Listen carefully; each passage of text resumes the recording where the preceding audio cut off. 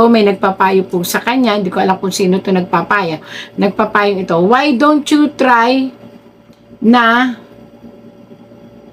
ipakita sa mundo ang isang sarswela kung saan gagamitin ang karamdaman.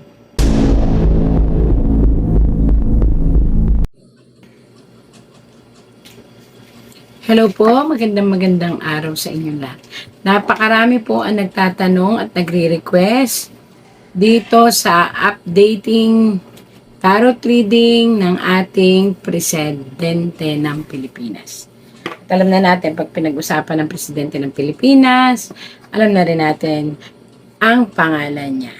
So, ito po ay patungkol po.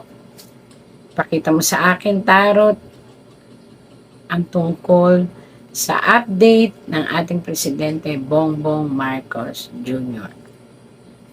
Marami po ang nagtatanong, nagre-request, Madam Windra, pakibasahan naman po nasaan na ang ating Presidente Bongbong Marcos at kung ano ang nakikita ng tarot. So, ima-manifest na po natin and then I will knock it and then scrabble and scramble. Yan po ha. Scramble and scrabble and everything that can be gumble. Ayan. Yan. Pakita mo sa akin kung ano nakikita mo sa ating presidente ng Pilipinas, Bongbong Marcos.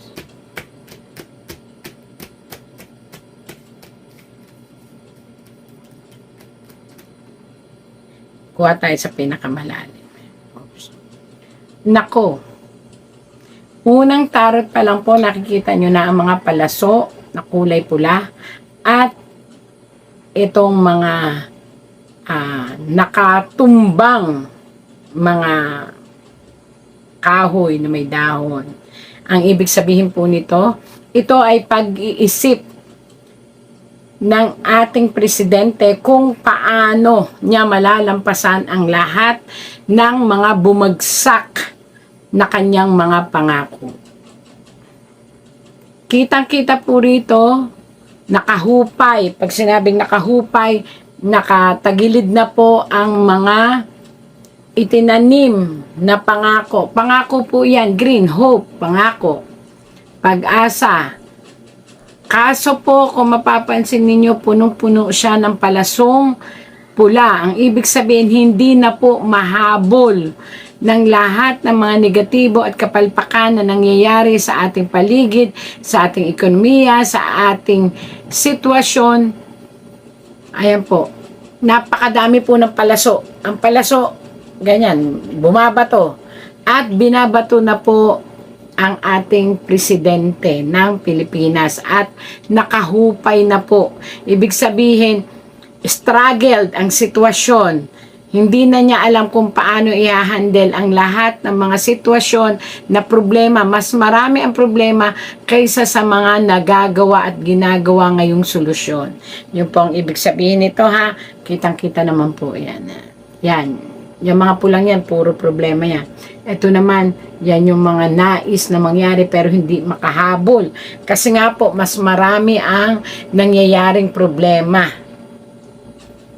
At dahil dito, ang kanyang alalahanin ay mas malaki pa sa kanyang pagkatao. Ang ibig sabihin nito po, ang puso niya ngayon ay struggle.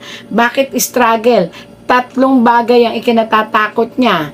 Una niya ikinatatakot, ito po, pamilya niya. Pangalawa, sarili niya. Pangatlo, pinamumunuan niya. Kitang-kita naman po, ayan, ang puso niya.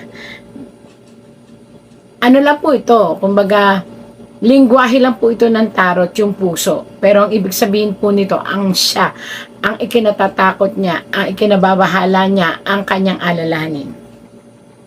Actually, may nagpayo sa kanya. Why don't you, ito po again and again for entertainment use po ito, may nagpapayo po sa kanya, hindi ko alam kung sino ito nagpapayo. Nagpapayo ito, why don't you try na ipakita sa mundo ang isang sarswela kung saan gagamitin ang karamdaman. So, sarswela. Again and again, ito po isang tarot. Ako po'y taga-explain lang. Ang sabi po ng tarot, isang nakabaliktad na paham or isang nakabaliktad na tagapayo na nagbibigay ng liwanag na baliktad ang payong na ibibigay o hindi magandang payong na ibibigay sa ating presidente. Yan. Kung saan ginugulo ng payong ito, nakita nyo po ito, dalawang sitwasyon ang ginugulo. Una, ang isipan ng mga tao at ang mismong ating presidente. So parang lumalabas dito, may isang sarswela or kwento about karamdaman. Tingnan natin sa tarot kung tama ba may karamdaman. Dito, alalahanin lang at agam-agam at yung dati pa niyang mga kalusugan ang problema.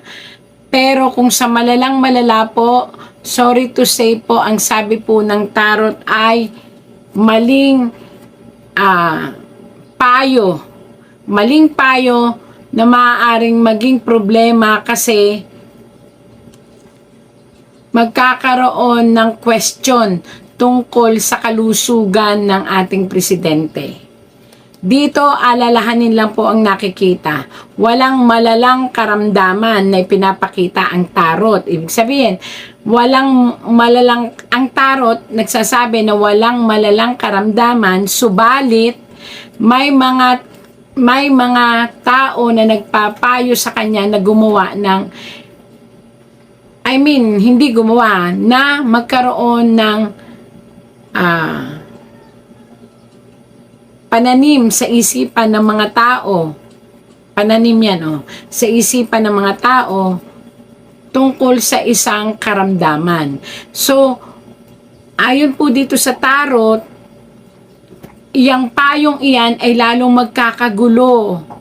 Bakit? Once po na malaman or i-spread nila na may matinding karamdaman ang ating presidente, magkakagulo ito sa parte at isipan ng mga tao. So kung sino man po ang nagpapayo sa ating presidente na siya ay ipakita ang kanyang karamdaman o magsabing may karamdaman siya, kinakailangan mapatunayan nila na ang karamdaman na yan ay tunay. Kasi po, magkakagulo po dyan pagdating sa kung sino ang mamumuno. Ayan kung sino ang mamumuno.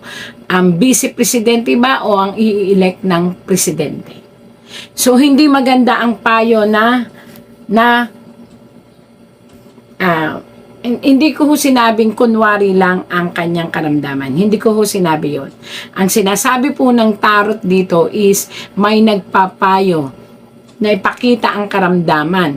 Pero ang sabi ng tarot, ang karamdaman ay isang sarswela na pabubulaanan ng ibang tao. Kung saan maiipit ang presidente ng Pilipinas. At maaari siyang mapagkamalan na naghahanda para sa paglayo. So, ito po ay sabi ng tarot. Hindi po ako may sabi nito. Pinapayuhan lang po dito ang presidente at ang mga tao sa paligid ng presidente na wag nang gumawa pa ng ano pang mga kwento tungkol sa kalusugan. Kung ang sa tingin nila lumalala ang kalusugan ng presidente, ipahayag talaga. Pero kung ito ay isang payo at walang tunay na basihan, ihinto na lang po. Kasi po, lalong magkakagulo, lalong magkakagulo ang opinyon ng mga mamamayan at paniniwala ng mamamayan na maaaring mapunta sa pagbagsak ng pamahalaan ng ating presidente. Dahil mahihiwalay ang tiwala ng tao, mahihiwalay ang tiwala ng konstitusyonal nating ng Pilipinas, at maaring manganib talaga ang buhay ng ating presidente kasi nga Manifestation is powerful. Kapag sinabi mong may sakit ka, talaga magkakasakit ka. Ayan. Ang sabi po ng tarot, may mga tao na gumagawa ng sarswela na palabasin ang mga ganitong sitwasyon na sana makinig ang presidente o yung sino malapit sa presidente na mapagpayuhan, na mag-stick na lang sila na ipaalam sa tao kung talagang totoo ang karamdaman o may karamdaman. At kung sakali mang may karamdaman, ilabas na lang nila kaysa itago. Pero ayon po dito nga sa tarot, paulit-ulit po ang tarot, ito ay pakana o payo sa kanya ng mga tao na nag-iisip na ipakita na mayroon siyang malubhang karamdaman. But itong sitwasyon na ito ay lalong magpapagulo po ng sitwasyon. Ang ating presidente ng Pilipinas ay on and off. Narito lang po sa Pilipinas at minsan umaalis din and then bumabalik. So ito ay on and off. Ibig sabihin, hindi ayon sa tarot again ha, ayon sa tarot. Hindi maganda ang pagkapayo sa kanya na i-front ang kalusugan niya. Kaya kung ako po sa mga tagapayo ng ating presidente, mas magandang gawain na lang ng presidente ang kanyang tungkulin in a way na hindi masasangkot ang kalusugan upang hindi siya mabaon sa darating na panahon sa isang kaguluhan kung saan madalian siyang lilitisin o paaalisin sa posisyon. Yun po ay payo ng tarot. Mas maganda na maging totoo at ayusin ang lahat upang hindi na magkagulo. Yun po ang sabi ng tarot.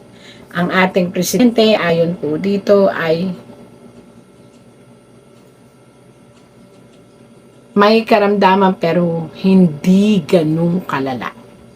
Ito ay pinatungan na lang ng mga payo, sirkulasyon ng payo, na maaaring dumating ang panahon, siya rin ang magpahirap sa sitwasyon. So, hindi sinasabi ng tarot dito na dapat ipagpatuloy ang ito po ay tarot. Ako'y naniniwala sa tarot na ito kasi nga po, marami na itong napatunayan kahit sa buhay ng tao. Tandaan nyo po, kung ang tanong ay nasa ng presidente po ay parito lang, buhay, at kung sino man po ang nagpayo na i-front ang karamdaman, totoo naman po kahit sino, lahat may karamdaman dahil sa nangyayaring ito.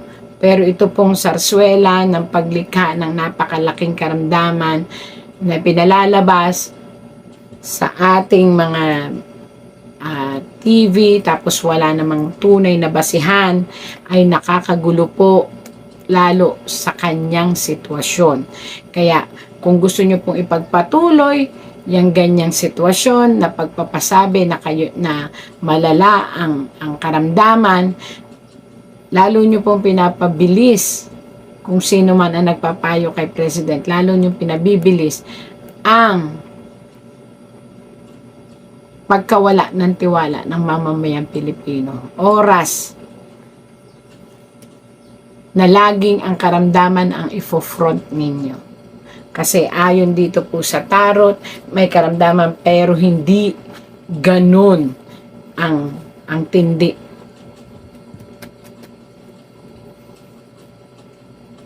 At dahil din dyan, mapapabilis ang paghuhusga ng mamamayan kung sino ang dapat mamuno sa Pilipinas. O, di ba? Mas lalo magulo. Minsan, manifestation of sickness ay lalo po iyang nagkakaroon ng komplikasyon. So, ang sabi ng tarot, hindi sa range 1 to 10, ang karamdaman ng ating presidente ay hindi dapat i-front, lalo na kung ito ay ginagamit pang politika. Yun po ang sabi ng tarot. Dahil lalo pong magkakagulo at lalong nanaisin ng taong bayan na mapalitan. Kaya yung mga ang ating presidente, kaya yung mga nagpapayo tungkol sa mga ganyan sitwasyon, pakaisipin pong mabuti. Yun po ang sabi ng tarot. So, ibig sabihin ng tarot, itong tarot ko po ang nagsasabi ang sinasabi po, hindi dapat ikabahala. Lahat ng tao ay may karamdaman. Lahat ay po pwedeng magkaroon ng karamdaman. Pero, ang nangyayaring ito sa ating presidente, ito ay may dagdag bawas na. At lalo po itong nakakagulo. Kaya para po sa mga nagpapayo, pakaisiping mabuti. Mas isipin pa rin po ang kabutihan ng mamamayan at ng Pilipinas. At sana'y huwag maglikha ng kaguluhan sa isipan ng bawat isa. Kung talaga may karamdaman, ilabas ang katotohanan. Yun po ang sabi ng tarot. Pero kung wala, huwag nang gamitin para sa pampolitika at para makapagdagdag pa ng kaguluhan sa isipan ng mga mamamayan. Kung malampasan niya yung mild stroke, Matatapos niya. sa nakita ko Miss Coronelius po.